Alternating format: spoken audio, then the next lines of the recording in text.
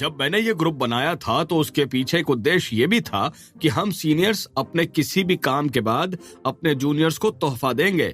बाबा बैरागी ने कहा। अच्छा, ऐसे में तो मैं भी राज को कुछ तोहफा दूंगा, वसीम ने कहा। इसके बाद पहाड़ी महारथी चर्चा करने लगे कि राज को क्या तोहफा दिया जाना चाहिए। अब हमें यह सोचना होगा कि राज को असल में कौन सी चीज की जरूरत है, लंबकड़ ने कहा। जादूगर के तौर पर जादूगरी की टेक्निक होना जरूरी है। राज हाल ही में दूसरे लेवल पर पहुंचा है, तो उसे अपनी असली कुंडलिनी को और मजबूत करना और आगे बढ़ने के लिए नई टेक्निक की जरूरत होगी। जितना मुझे याद है उस हिसाब से ताकत बढ़ाने के लिए राज के पास शल्य की दी गई शुरुआती बुद्ध फिस्ट टेक्निक ही है ना? त्रिकालदर्शी ने कहा। उसे जादूगरी की टेक्निक की जरूरत नहीं है। अभी कुछ दिन पहले ही मेरी मुलाकात एक पुराने कबीले के 33 जानवर कबीले से हुई थी। उनके पास 33 जानवर टेक्निक का एक हिस्सा था जो मैंने उनसे हासिल कर लिया था। मैं अभी उसे समझ रहा हूँ। उसे समझते ही मैं वो टेक्निक राज को सिखा दूंगा, वसीम ने कहा। 33 जानवर टेक्निक? ये तो वही टेक्निक है जिससे आभासी अंदरूनी असली कुंडलिनी शरीर के अंदर इकट्ठा की जाती है। अगर ये वही है तो राज के लिए ये काफी बेहतर साबित होगी, क्योंकि वो जादूगरी की सही उम्र पहले ही लांघ चुका है, लंबकड़ ने कहा। ऐसे में हमें राज को जादूगरी की टेक्निक देने के बारे में नहीं सोचना चाहिए। फिर राज को तोहफे में और क्या दिया जा सकता है? बाबा बैरागी ने कहा। जादूगरी की टेक्निक के अलावा जादूगरों को मूवमेंट टेक्निक की भी जरूरत होती है। रफ्तार जादूगरों के लिए बहुत जरूरी है। जल्दी भागना कभी कभी जान बचा सकता है, सरस ने कहा। उसकी बात में दम था। कभी कभी ताकतवर हमले और रक्षा भागने के मुकाबले उतना कारगर नहीं होते। अगर ये बात है तो मुझे नहीं लगता कि राज के पास कोई खास मूवमेंट टेक्निक है। ऐसे में हमें उसे मूवमेंट टेक्निक ही देनी चाहिए ना, लंबकड़ ने कहा। उसे मूवमेंट टेक्निक की जरूरत नहीं है। कुछ समय पहले मैंने उसे एक मूवमेंट टेक्निक, लंबी चाल टेक्निक सिखाई थी। इसका जितना इस्तेमाल करो ये उतनी ही बेहतर होती है। तीसरे लेवल पर पहुंचने के पहले तक ये राज के लिए बखूबी काम करेगी, वसीम ने कहा। अब जब उसे जादूगरी या मूवमेंट टेक्निक की जरूरत नहीं है तो क्या हमें उसे तलवार टेक्निक देनी चाहिए? उसकी अग्नि तलवार टेक्निक अभी पूरी तरह से विकसित नहीं हुई है और वो काफी कमजोर भी है, धामी ने कहा। सच कहा। भले ही उसकी अग्नि तलवार टेक्निक काफी कमाल की टेक्निक मानी जाती है, लेकिन हमें उसे हमला करने के लिए कुछ और भी देना चाहिए, लंबकड़ ने कहा। मुझे नहीं लगता कि तलवार टेक्निक राज के काम आएगी। कुछ समय पहले लोकेश और राज के कर्म एक दूसरे से जुड़ गए थे। यही कर्म परितोष परिवार से भी संबंध रखते हैं। जैसे ही ये कर्म ठीक होंगे, राज को एक कमाल की तलवार टेक्निक मिल जाएगी, वसीम ने कहा। फिर हमें उसे गुप्त इलाके में ट्रेनिंग का मौका देना चाहिए। राज हाल ही में दूसरे लेवल पर पहुंचा है। ऐसे में वो गुप्त इलाके में काफी अच्छे से ट्रेनिंग कर सकता है, निशित ने कहा। ये तोहफा बढ़िया रहेगा। मैं इससे कहूंगा कि उसे स्पिरिट टाइप का गुप्त इलाका दिया जाए, तलत ने कहा। स्पिरिट टाइप का गुप्त इलाका भी किसी काम का नहीं है। हाल ही में राज को रहस्यमयी टापू पर 16 बेशकीमती जड़ी बूटियां मिली हैं। वो सभी अजगर के कंकाल पर मुरझाई बेलें हैं और वो राज ने शाही शेर को दी है। शाही शेर ने वादा किया है कि वो उसे इसी तरह की अपने कबीले की सबसे खास एक टेक्निक देगा, वसीम ने कहा। फिर शायद हमें दूसरी तरफ ध्यान देना चाहिए। कैसा रहेगा अगर हम उसे तिलिस्म या कोई जादुई खजाना दे तो? इनका सही इस्तेमाल जादूगर को नई जिंदगी दे सकता है, 6वें लेवल के पहाड़ी महारथी फारूक ने कहा। मैं तिलिस्म के बारे में भी थोड़ा श्योर नहीं हूँ। राज के पास अभी खूनी क्रिस्टल है और वो तिलिस्मक से उसकी अदला बदली करने वाला है। तिलिस्मक हर हाल में बदले में तिलिस्म ही देगा। इसके अलावा राज ने हाल ही में तिलिस्मक की एक मदद और भी की है। उसने राज से कहा भी है कि वो राज को तोहफा देगा। इसके अलावा जादुई खजाने के तौर पर राज के पास बवंडर सी रफ्तार का पेंडेंट, एक पुरानी कांसे की अंगूठी और सहस्त्र भेदी तलवार है। हाल ही में राज ने असीम शैतानी कबीले के एक शाखा प्रमुख को पकड़वाकर उसे शाही शेर को सौंप दिया था। शाही शेर ने उसे उस शाखा से बरामद सारा जादुई खजाना राज को दे दिया था, जिसमें एक छोटी उड़ती तलवार, एक उड़ने वाला जादुई खजाना और अलग अलग रैंक के कुछ स्पिरिट स्टोन थे, वसीम ने कहा। मैं तिलिस्मक के बारे में तो भूल ही गया था। बाबा बैरागी ने कहा, मुझे याद है जब शाही शेर ने चंद्र कबीले को तबाह किया था तब राज को खूनी क्रिस्टल मिला था। त्रिकालदर्शी ने कहा। अब पहाड़ी महारथियों के पास बोलने के लिए कुछ नहीं था। उन्होंने हर तरह की हर चीज की सलाह देकर देख लिया था, लेकिन राज के पास हर तरह की चीज थी। ऐसे में किस चीज का तोहफा दिया जाए यह सोच पाना मुश्किल हो चुका था। पहाड़ी महारथी हैरान भी थे कि इतने कम समय में राज ने इतना सब कुछ जुटा लिया था। वसीम की मौजूदगी और राज की किस्मत ने राज के लिए जादूगरी का रास्ता बहुत आसान बना दिया था। फिर तो मुझे लगता है कि उसे जादुई दवाइयां देना बेहतर होगा। वो तो सभी के काम आती है। दूसरे लेवल पर पहुंचने के बाद उसे अपनी ताकत रिकवर करने के लिए कई बार जादुई दवाइयों की जरूरत पड़ेगी। निशीत ने कहा, जादुई गोलियां बढ़िया रहेगी। वसीम के ये चंद शब्द सुनते ही पहाड़ी महारथियों ने राहत की सांस ली। आखिरकार उन्हें राज को तोहफे में देने के लिए कुछ मिल ही गया था। ठीक है, तो फिर यही तय हुआ, हम राज को जादुई दवाइयां तोहफे में देंगे। अब हमें यह सोचना होगा कि दूसरे लेवल पर किस दवाई का असर 2 गुना होता है। किस कबीले के पास सबसे अच्छी जादुई दवाइयां हैं? बाबा बैरागी ने कहा, राज अभी अभी दूसरे लेवल पर आया है, ऐसे में उसे ज्यादा ताकतवर दवाइयां देना ठीक नहीं होगा। हम उसे तारीख की असली कुंडलिनी बढ़ोतरी गोलियां दे सकते हैं। मैं उसे इसकी 6 शीशियां दे दूंगा जो उसे 6 महीने तक काम आएंगी। तलत ने कहा, हाँ, ये बढ़िया रहेगा। अब हमें लड़ाई के दौरान असली कुंडलिनी रिकवर करने की गोलियां चाहिए होंगी। ये किस कबीले के पास है?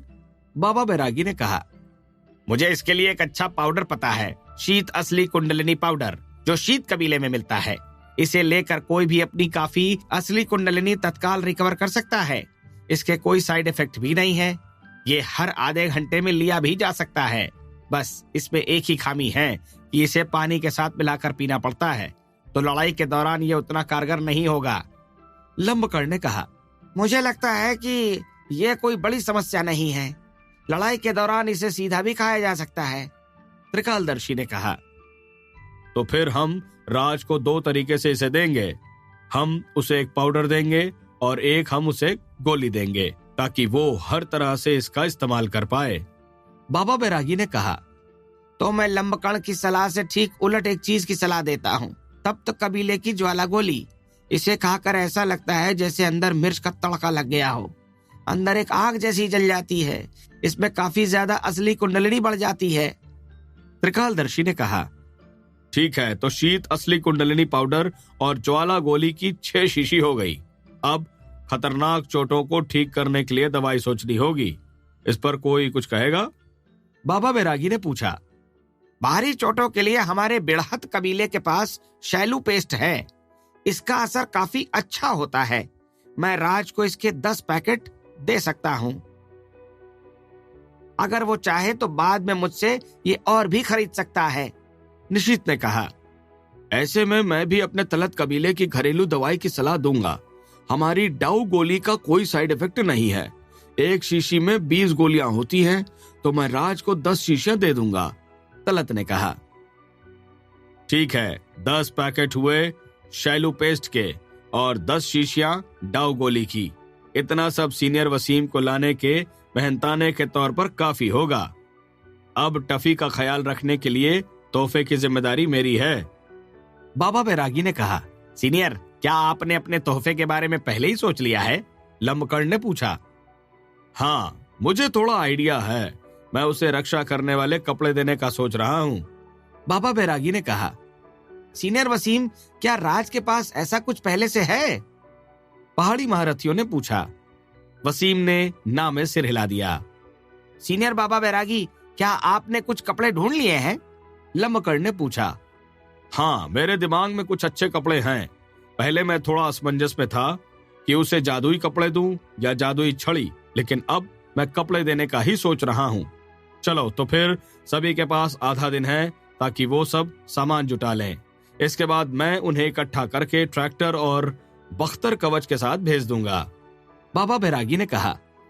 इसके बाद सभी पहाड़ी महारथियों ने अपना फोन निकालकर अपने शिष्यों को फोन लगाया।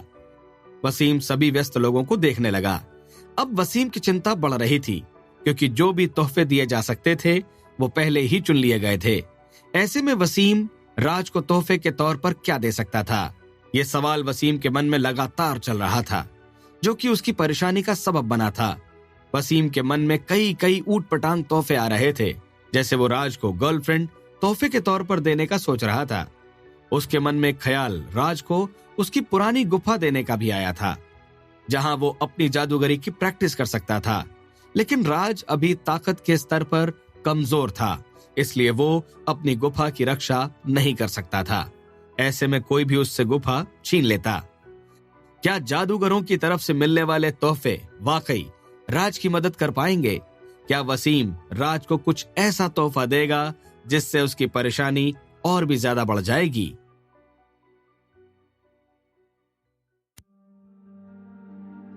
इस समय राज को निपटारा मंच पहुंचते हुए एक परेशानी का सामना करना पड़ा। काले कपड़े पहने एक आदमी ने राज का रास्ता रोक लिया।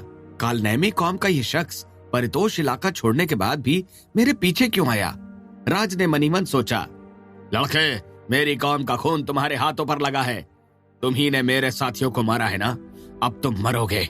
मरने के अलावा अब तुम्हारे पास कोई रास्ता नहीं बचा।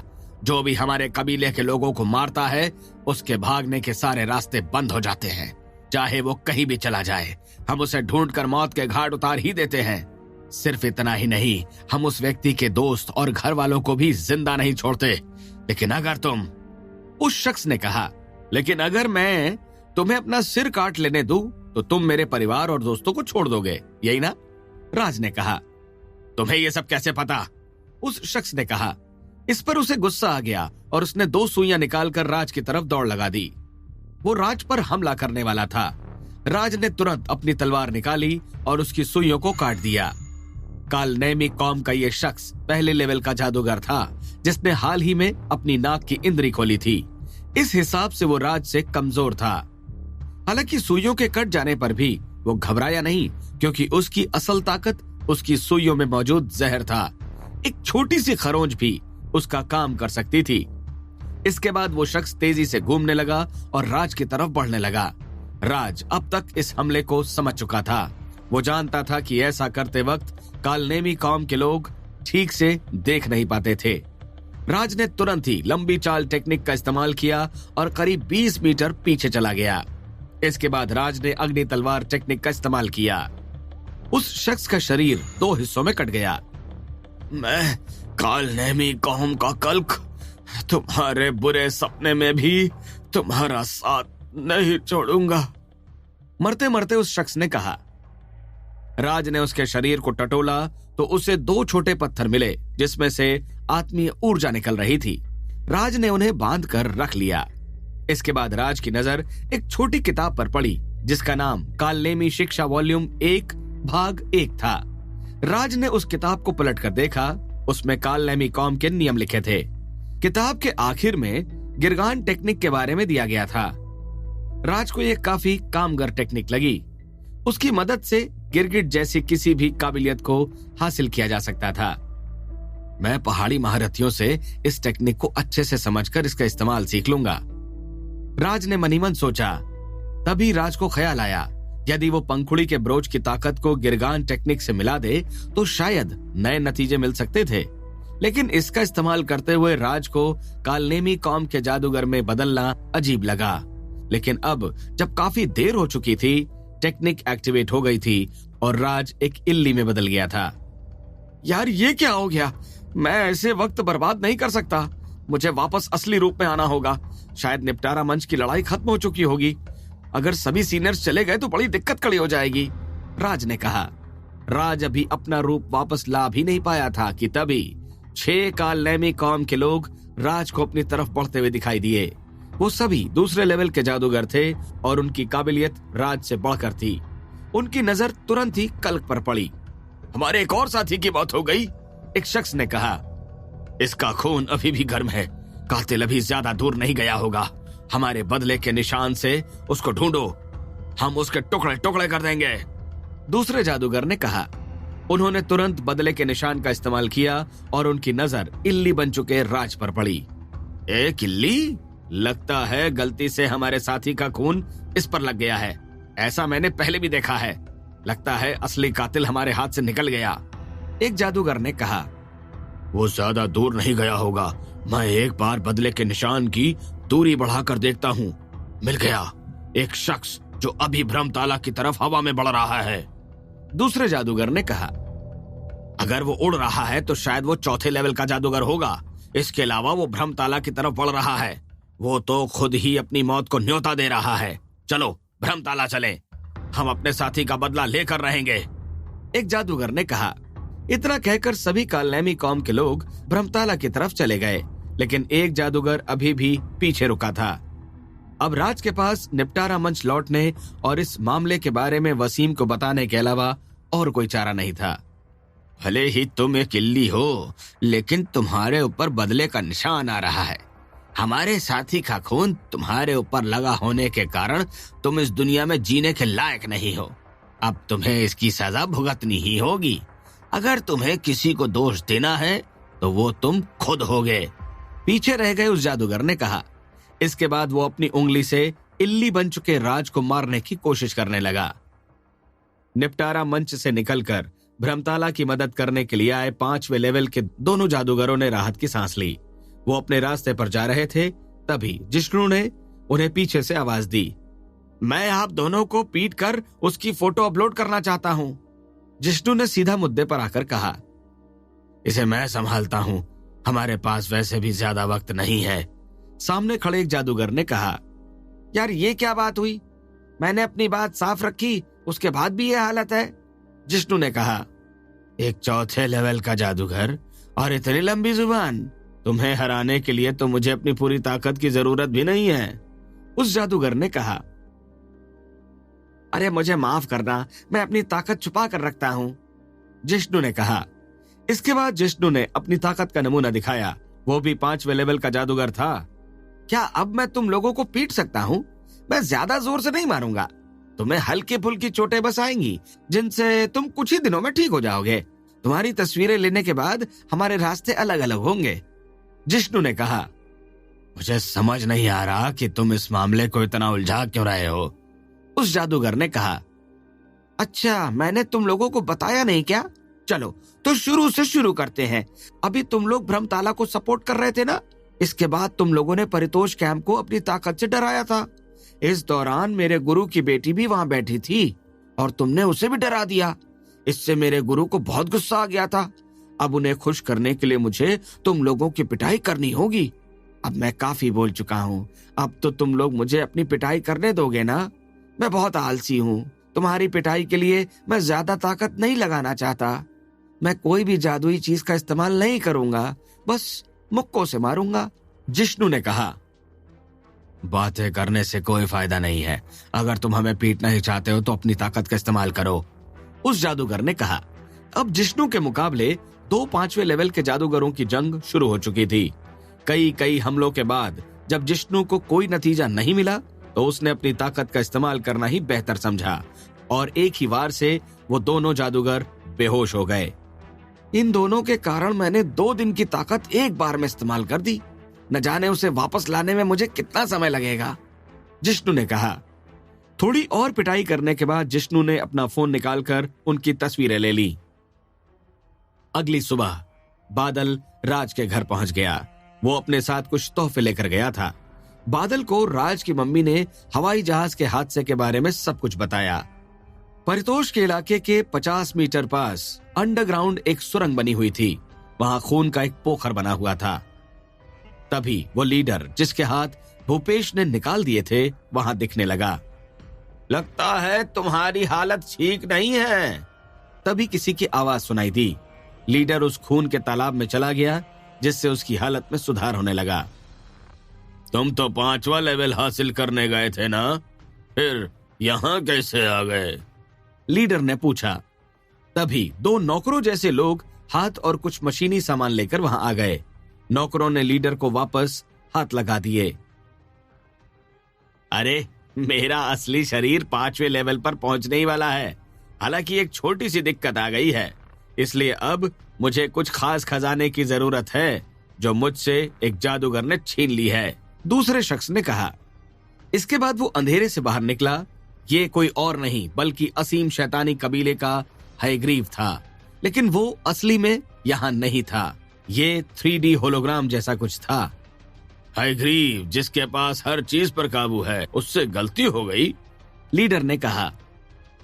परफेक्शन जैसी कोई चीज नहीं होती, हाइग्रीव ने जवाब दिया। अब इतने भी नादान मत बनो, लीडर ने कहा। कोई बात नहीं, तुम नहीं समझ पाओगे। मैं यहाँ एक लेन देन लेकर आया हूँ, हाइग्रीव ने कहा। तुम किस चीज का सौदा करना चाहते हो? लीडर ने पूछा। मैं खूनी बंदिश का इस्तेमाल करना चाहूंगा। अगर मैं उससे खूनी तलवार बना दूं तो 5वें लेवल पर वो काम आ सकती है, हाइग्रीव ने कहा। बदले में तुम क्या चाहते हो? लीडर ने कहा। मुझे खूनी समुद्र पत्थर चाहिए। असल में मैं खूनी क्रिस्टल वापस हासिल करने में नाकामयाब हो गया हूँ, इसलिए मुझे उसकी रिप्लेसमेंट के लिए कुछ चाहिए होगा, हाइग्रीव ने कहा। खूनी समुद्र पत्थर? तुम्हारी मांग तो बहुत बड़ी है, लीडर ने कहा। हाँ, लेकिन शर्तें मानी जानी चाहिए। मेरे पास अब वक्त नहीं है, इसलिए मैं ऐसा कह रहा हूँ, वरना मैं खूनी बंदिश का इस्तेमाल करके फिर से खूनी क्रिस्टल बना लेता। इस सब से तुम्हें ही फायदा होने वाला है। तुम खूनी तलवार के बदले खूनी समुद्र पत्थर देकर अपनी ताकत बढ़ा सकते हो, हाइग्रीव ने कहा। तुम्हारी बात में तो दम है और मैं इस सौदे को ठुकरा नहीं सकता। तो ये लेन देन कैसा होगा? लीडर ने कहा। तुम एक कठपुतली का इस्तेमाल करके खूनी समुद्र पत्थर असीम शैतानी कबीले की एक शाखा में भेज दो और मैं खूनी बंदिश टेक्निक तुम्हें दे दूंगा, हाइग्रीव ने कहा। आखिर हाइग्रीव अपनी इस हरकत से क्या करना चाह रहा था? क्या